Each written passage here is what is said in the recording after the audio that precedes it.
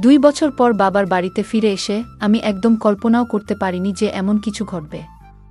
মায়ের অনুপস্থিতিতে আমরা 2 বোনই ছিলাম বাড়িতে। বাবা প্রতিদিন রাতে মদ্যপ অবস্থায় ফিরে আসতেন এবং ছোট বোনকে তার ঘরে নিয়ে যেতেন।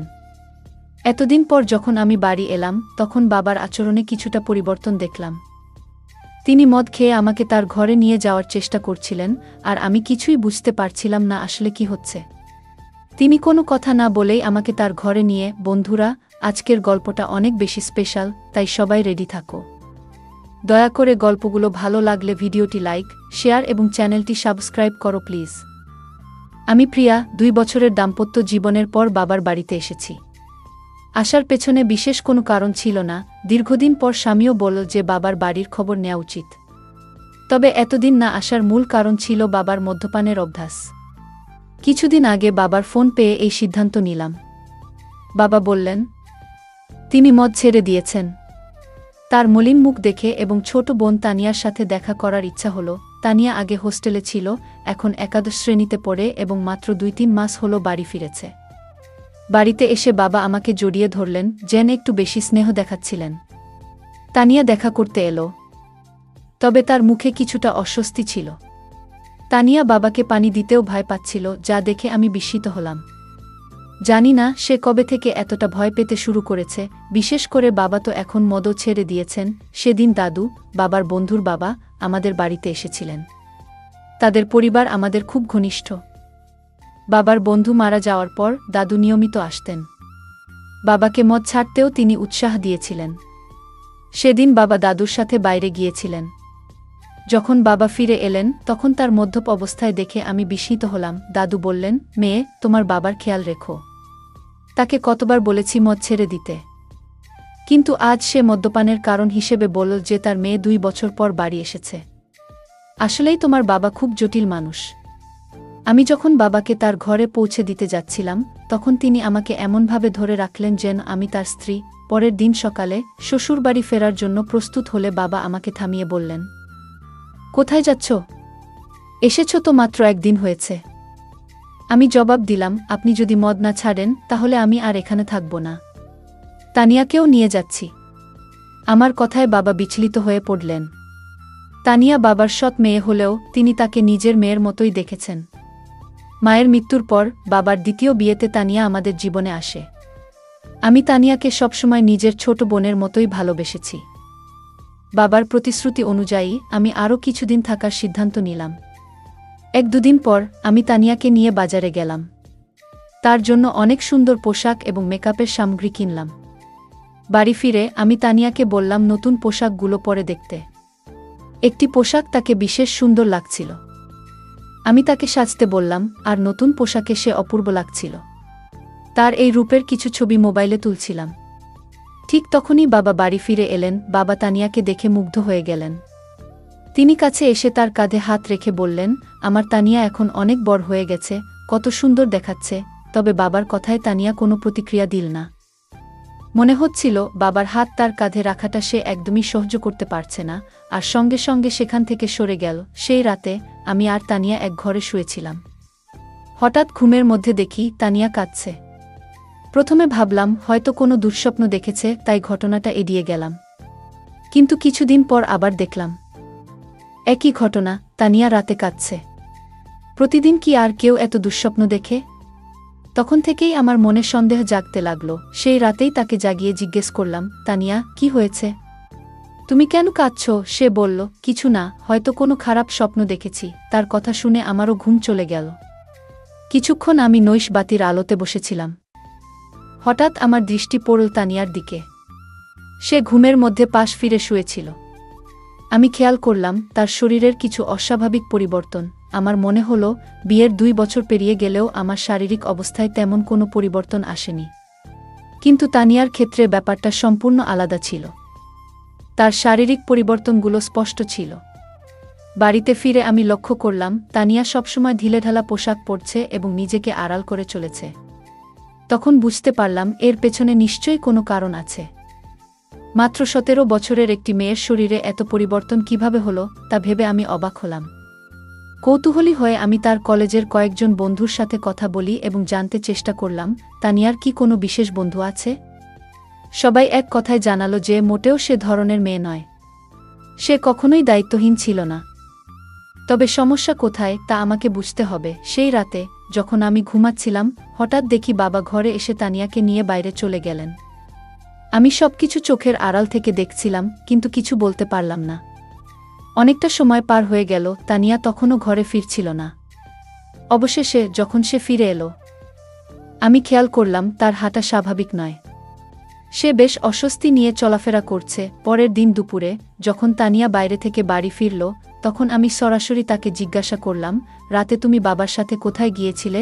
সে বলল, বাবা ক্ষুধার্ত ছিলেন, তাই তাকে খাওয়াতে গিয়েছিলাম। তানিয়ার এই ব্যাখ্যা আমার ঠিক মনে হলো না। তখন আমি সরাসরি তাকে জিজ্ঞেস করলাম, তানিয়া, তুমি বাবাকে কেমন মনে করো? তিনি কি তোমাকে কোনোভাবে বিরক্ত করেন বা তোমার বয়সের তুলনায় বাসার ভারী কোনো কাজ করতে বলেন? তানিয়া দ্রুত বলল, না না, বাবা তো আমার খুব যত্ন নেন। তারপর সে নিজের ঘরে চলে গেল। আমার বাবা এখনও বেশ তরুণ দেখতে ছিলেন।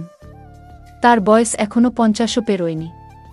আমি দেখেছি তিনি সকালে নিয়মিত ব্যায়াম করেন এবং তানিয়াকেও সঙ্গে ডেকে নেন, কিন্তু তাদের মধ্যে কি চলছে তা আমি বুঝতে পারছিলাম না। একদিন হঠাৎ আমার ননদ ফোন করলেন। তিনি তানিয়ার জন্য একটি সম্পর্কের প্রস্তাব নিয়ে কথা বললেন।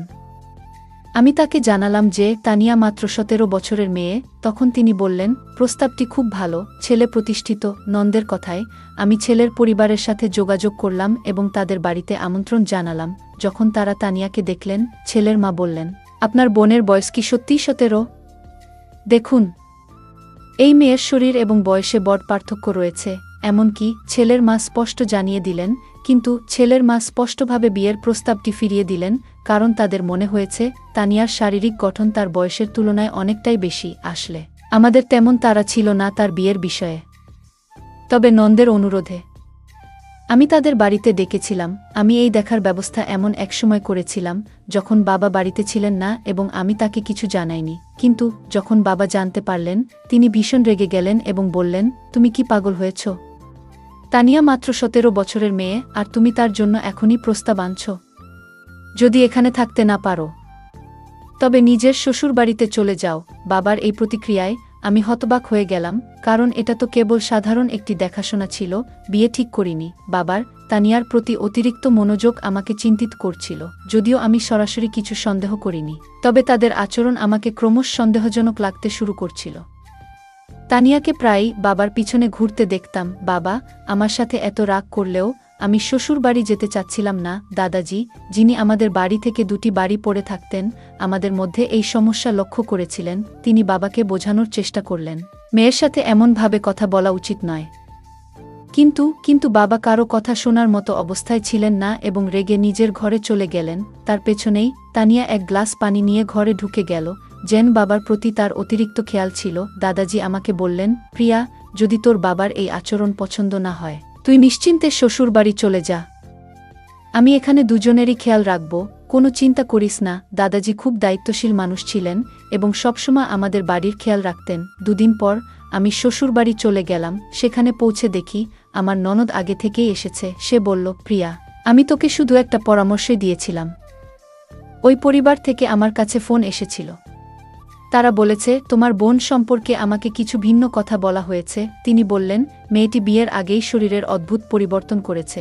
আমার শ্বশুরবাড়িতেও তানিয়ার শারীরিক পরিবর্তন নিয়ে কথা হচ্ছিল। এরপর ননদ আমাকে বললেন, প্রিয়া, রাগ করো না, তবে এখনও তোমার হাতে সময় আছে। তুমি এখনই ভালো কোনো পরিবারের সাথে তানিয়ার বিয়ের ব্যবস্থা করো, কারণ তার বয়স বাড়লে শরীরের পরিবর্তন আরও বেশি হবে। তখন তার জন্য উপযুক্ত পাত্র খুঁজে পাওয়া কঠিন হয়ে যাবে। নন্দের কথা সত্যিই ছিল। আমি তার কাছ থেকে আরও 4-5টি প্রস্তাবের যোগাযোগ নম্বর নিলাম এবং সরাসরি আমার বাবার বাড়িতে চলে গেলাম। সেখানে গিয়ে বাবাকে স্পষ্ট বললাম, আমি তানিয়ার জন্য সম্পর্ক দেখতে শুরু করেছি। বাবা এতে রেগে গেলেন, কিন্তু আমি তার রাগের পরোয়া করলাম না, কারণ আমি আমার বোনের ভবিষ্যৎ নিয়ে চিন্তিত ছিলাম। বাবা তর্ক করে বললেন, তানিয়ার বিয়ে হয়ে গেলেও আমি কিভাবে এই বাড়িতে একা থাকব? তোমার মা চলে যাওয়ার পর তানিয়া আমার জন্য মায়ের মতো হয়ে উঠেছে। বাবার কথা শুনে আমি কিছুটা বিরক্ত হয়ে বললাম, আপনার স্ত্রীর মতো বলতে চান? মানে সে খুব যত্নশীল। তিনি সঙ্গে সঙ্গে কথা ঠিক করে বললেন, মানে সে আমার খুব খেয়াল রাখে। তার বিয়ের পর আমার দেখাশোনা কে করবে? আমি বাবাকে বললাম, আপনার পেনশন তো আসে, আপনি একজন সেবিকা রাখতে পারেন যিনি 2-4 ঘন্টা আপনার যত্ন নেবেন। আসলে বাবাকে বোঝানোর প্রয়োজন ছিল না, কারণ তানিয়া সবসময় আমার কথা শুনত। আমার দেখা 4-5টি সম্পর্কের মধ্যে একটি পরিবার তানিয়াকে পছন্দ করেছিল। সেই পরিবার আমাদের শহরেই ছিল এবং ছেলেটি একটি বড় কোম্পানিতে চাকরি করত। তানিয়ার 18 বছর হতে এখনও 8 মাস বাকি ছিল, তবে আমি কাউকে কিছু না জানিয়ে সেই সম্পর্কটি ঠিক করে দিলাম এবং দ্রুত তার বিয়ে দিয়ে দিলাম। তানিয়ার বিয়ে হয়ে যাওয়ায় আমি আবার নিজের মনে শান্তি পেলাম। হ্যাঁ, কিন্তু আমি যেমনটা ভেবেছিলাম তেমন কিছুই হয়নি। বিয়ের প্রথম রাতের পরেই দ্বিতীয় দিনেই তানিয়া বাড়ি ফিরে এসেছিল। তার স্বামী রাগ করে তাকে বাড়িতে রেখে চলে গিয়েছিল, আর তানিয়াও কাঁদছিল। আমি তাকে জিজ্ঞাসা করলাম, তানিয়া, মাত্র একদিনেই এমন কি ঘটল শ্বশুরবাড়িতে যে তোমার স্বামী এত রেগে গিয়ে তোমাকে এখানে রেখে দিল? তখন সে বলল, আমি ওর সাথে থাকতে পারবো না। তানিয়া সঠিকভাবে কিছু বলতে চাইছিল না, তাই আমি তার স্বামীকে ফোন করলাম এবং জিজ্ঞেস করলাম কেন সে তানিয়াকে তার বাপের বাড়িতে রেখে দিল। তখন তার স্বামী বলল, তোমার তানিয়া প্রথম রাতেই কিছু অশোভন কথা বলেছে। যখন আমি তার কাছে গিয়েছিলাম সে বলল, আমি তোমার সাথে মানিয়ে নিতে পারবো না, আমি শুধুমাত্র আমার বাবার সাথে অভ্যস্ত। মাত্র 7 বছরের একটি মেয়ে এমন কিছু বলবে, তা শুনে আমার কাছে অদ্ভুত লেগেছে। এছাড়াও আমরা জেনেছি যে তানিয়া গত কয়েক মাস ধরে তার বাবার সাথে একা বাস করছে। কিন্তু ব্যাপারটা এখানেই শেষ নয়। সে তার আসল বাবা নন। তুমি যেটা ভালো মনে করো সেটা করো, কিন্তু আমি তাকে আমার বাড়িতে ফিরিয়ে নিতে পারবো না। তানিয়া কেন এমন পাগলামি করল কিছুই বুঝতে পারছিলাম না। নিজের মেয়েকে বিয়ের দ্বিতীয় দিনেই বাড়িতে ফিরে আসতে দেখে আশ্চর্যজনকভাবে তার বাবা একটুও চিন্তিত ছিলেন না, বরং তিনি অনেক খুশি ছিলেন। গত কয়েকদিন ধরে তিনি রাতে তানিয়াকে তার ঘরে ডাকতেন এবং বসাতেন। কিছুদিন পর আমার সামনেই তিনি তানিয়ার জন্য কিছু পোশাক কিনেছিলেন, যা তার দেহের মাপে যথেষ্ট ছোট ছিল। তখন তানিয়া সেই পোশাকগুলো পরেনি, কিন্তু রবিবার আমি যখন আমার বান্ধবীর বাড়ি গিয়েছিলাম সেখান থেকে ফিরে এসে আমি দেখলাম যে তানিয়া সেই ছোট পোশাক পরে বাড়ির মধ্যে ঘুরে বেড়াচ্ছে। আমার চোখ অবাক হয়ে গিয়েছিল, কারণ সে তার বাবার সামনে ছোট পোশাক পরে হাঁটছিল। বাবা যেভাবে তাকে দেখছিলেন সেটা দেখে আমি সাথে সাথেই তানিয়ার হাত ধরে তাকে আমার ঘরে নিয়ে গেলাম এবং বললাম, তানিয়া, এখন তুমি আর ছোট নেই, একবার নিজেকে আয়নায় দেখো। বাবার সামনে এমন ছোট পোশাক পরে ঘুরে বেড়ানো ঠিক নয়। তানিয়া আমার কথাগুলো শান্তভাবে শুনল, কিন্তু কোনো উত্তর দিল না। সেদিন রাতে আমি ঘুমাচ্ছিলাম, তখন হঠাৎ আমার মনে হলো যেন কেউ আমাকে ধাক্কা দিয়েছে। ঘুম ভেঙে দেখি পাশে তানিয়া নেই। আমি তাকিয়ে দেখলাম সে ঘর থেকে বাইরে যাচ্ছিল। আমি তার পেছনে পেছনে গেলাম এবং দেখলাম সে বাবার ঘরের সামনে দাঁড়িয়ে আছে। আমি পেছন থেকে ডাকলাম, তানিয়া, এত রাতে কোথায় যাচ্ছ? কিন্তু সে আমার কথার কোনো উত্তর দিল না, এমনকি আমার দিকে তাকালো না। আমি তার সামনে এসে দাঁড়ালাম এবং তখন বুঝলাম তানিয়া আসলে ঘুমের মধ্যে হাঁটছিল। পরের দিন সকালে আমি তাকে জিজ্ঞেস করলাম, তানিয়া, তোমার কি ঘুমের মধ্যে হাঁটার সমস্যা আছে? সে বলল, আমারও ঠিক জানা নেই, আমি রাতে ঘুমের মধ্যে হাঁটি, কিন্তু কিছুই মনে থাকে না। আমরা যখন কথা বলছিলাম তখন আমার স্বামীর ফোন এলো। তিনি কয়েকদিনের মধ্যে আমাকে নিয়ে যেতে আসবেন বলে জানালেন। তানিয়া এই কথোপকথন শুনে আমাকে যেতে দিতে একদম রাজি ছিল না। ঠিক সেই মুহূর্তে দাদু সেখানে এসে হাজির হলেন। 7 বছর বয়স হলেও দাদু এখনও বেশ শক্তিশালী ছিলেন। আমাদের কথাবার্তা অনেকেই শুনছিল। দাদু তানিয়াকে বললেন, তুমি শ্বশুরবাড়িতে থাকতে চাও না, কিন্তু তোমার বড় বোন তোমার মতো নয়, তার অনেক দায়িত্ব আছে। বাপের বাড়ি মেয়েদের জন্য অল্প সময়ের জায়গা, তাকে তার দায়িত্ব পালন করতে হবে, তাকে বাধা দিও না। দাদু তানিয়ার কাঁধে হাত রেখে কথা বলছিলেন, কিন্তু হঠাৎ তানিয়া দাদুর হাত ঝেড়ে ফেল এবং বলল, আমাকে অযথা উপদেশ দেবেন না, সে আমার বোন, তার সাথে কি কথা বলতে হবে সেটা আমি নিজেই দেখে নেব। আপনি নিজের বিশ্বাসটা দেখুন। তানিয়ার এমন অদ্ভুত আচরণ আমারও ভালো লাগেনি। কয়েকদিন পর আমার স্বামী আমাকে নিতে আমার বাপের বাড়িতে এলো। তানিয়া তার জামাইয়ের কাছে কিছুদিনের জন্য বাড়িতে থাকার জেদ ধরল। আমার স্বামী ও তানিয়ার জেদ দেখে রাজি হয়ে গেলেন। আমার স্বামী আমাকে বলল, প্রিয়া, তুমি গত কয়েকদিন ধরে বাপের বাড়িতে আছো। এই সময়ে তোমার বোনের সাথে অনেক কিছু ঘটেছে। তুমি একবারও তার সাথে এ বিষয়ে কথা বলেছ? আমি বললাম, এ নিয়ে কথা বলার কি আছে? যা হচ্ছে সবই সে নিজের ইচ্ছেতে করছে। আমার কথা শুনে স্বামী শুধু মাথা নাড়ল, কিছু বলল না। সেদিন রাতে আমরা একসাথে ঘুমাতে গেলাম, আর তানিয়া তার বাবার ঘরে ঘুমাচ্ছিল। পরের দিন আমরা সবাই ছোট্ট একটি ট্রিপে যাওয়ার পরিকল্পনা করেছিলাম। সকালে উঠে দেখলাম তানিয়া বাবার ঘর থেকে বের হয়নি। আমি বাবাকে জিজ্ঞেস করলাম, তানিয়া কোথায়? বাবা বলল, বাড়ির মধ্যে কোথাও আছে। তাকে খুঁজতে খুঁজতে আমি ছাদে গেলাম। সেখানে দেখলাম তানিয়া এক কোণে বসে কাঁদছে এবং বারবার তার পেট চেপে ধরছে। আমি বললাম, তানিয়া, তোমার কি পেট ব্যথা করছে? তুমি এখানে একা বসে আছো কেন? সে কোনো উত্তর দিতে চাচ্ছিল না। আমি আবার বললাম, তানিয়া, তুমি তো তোমার জামাইকে এখানে থাকার জন্য জেদ করেছিলে। তোমার জামাই পুরো ট্রিপের আয়োজন করেছে, আমরা বাইরে ঘুরতে যাচ্ছি, আর তুমি এখানে কাঁদছ। ঠিক করে বলো, কি হয়েছে তোমার? আমি যখন কথা বলছিলাম, হঠাৎ তানিয়া আমাকে জড়িয়ে ধরে আরও জোরে কাঁদতে শুরু করল। সে বলল, দিদি, আমি কোথাও যেতে চাই না। তুমি বাবাকে নিয়ে যাও। আজ আমি আমার স্বামীকে ভীষণ মিস করছি। তানিয়া হঠাৎ করে তার স্বামীকে কেন এত মনে পড়ছে সেটা আমি বুঝতে পারছিলাম না। আমি তানিয়ার কথা কিছুতেই বুঝতে পারছিলাম না। তাই তাকে ঘরে নিয়ে এলাম। ঘরে এসে সে নিজের ঘরে ঢুকে চুপচাপ হয়ে গেল। তখন আমি বাবাকে বললাম, তানিয়ার শরীর হয়তো ভালো নেই, কাল তাকে নিয়ে বাইরে ঘুরতে যাব। বাবা সেদিন ছুটিতে ছিলেন, কিন্তু হঠাৎ মনে পড়ল জরুরি কিছু কাজ বাকি আছে। তিনি বললেন, তোমরা ঘুরতে যাও, আমি কাজে যাচ্ছি। বাবার আচরণ আমার কাছে অদ্ভুত লাগল। তিনি বাড়িতে থাকার কথা বলেছিলেন, অথচ এখন কাজের অজুহাত দিচ্ছেন। তানিয়া বলল, আমি যতই অসুস্থ থাকি, তোমাদের সাথে বাইরে যাব। আমি জানতাম তার শরীর ভালো নেই, তাই বললাম, আজ তুমি বিশ্রাম করো, কাল আমরা বাইরে যাব। পরে বাবা আর তানিয়া আমাদের সাথে বাইরে গেলেন না। কিন্তু আমি আর আমার স্বামী ঘোরার পরিকল্পনা বাতিল না করেই বেরিয়ে পড়লাম। সন্ধ্যায় তানিয়ার স্বামীকে নিয়ে বাড়ি ফিরে দেখি তানিয়ার ঘর থেকে কিছু অদ্ভুত আওয়াজ আসছে। তার সেই আওয়াজ শুনে আমরা ভীষণ ভয় পেয়ে গেলাম। আমরা দৌড়ে তার ঘরের কাছে গেলাম, কিন্তু ঘরের দরজা ভেতর থেকে বন্ধ ছিল। আমার স্বামী দরজাটা ভেঙে ফেলল, আর ভেতরে যা দেখলাম তা দেখে আমরা যা দেখলাম তাতে আমরা গভীরভাবে বিচলিত হয়ে পড়েছিলাম।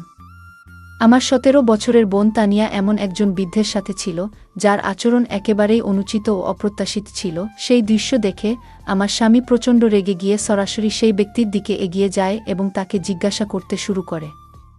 যখন আমরা বাড়ি থেকে বাইরে ছিলাম, তখন শুধু বাবা আর তানিয়া ছিল ঘরে। কিন্তু যেটা ঘটছিল তার কেন্দ্রে ছিল এক প্রবীণ ব্যক্তি, যিনি প্রায় 60 বছরের। আমি বাবার ঘরে গিয়ে দেখি তিনি সম্পূর্ণভাবে অচেতন অবস্থায় পড়ে আছেন। ঠিক সেই মুহূর্তে তানিয়া আমার কাছে ছুটে এসে জড়িয়ে ধরে। আমি তাকে শান্ত করে জিজ্ঞেস করলাম, তানিয়া, আসলে কি ঘটছে? এই ব্যক্তি কি তোমার সাথে এর আগেও এমন কিছু করেছে? তানিয়া চোখ মুছতে মুছতে বলল, হ্যাঁ দিদি, দাদু অনেকবার আমার প্রতি অন্যায় আচরণ করেছে। এমনকি গতকাল রাতেও তার আচরণ খুবই খারাপ ছিল।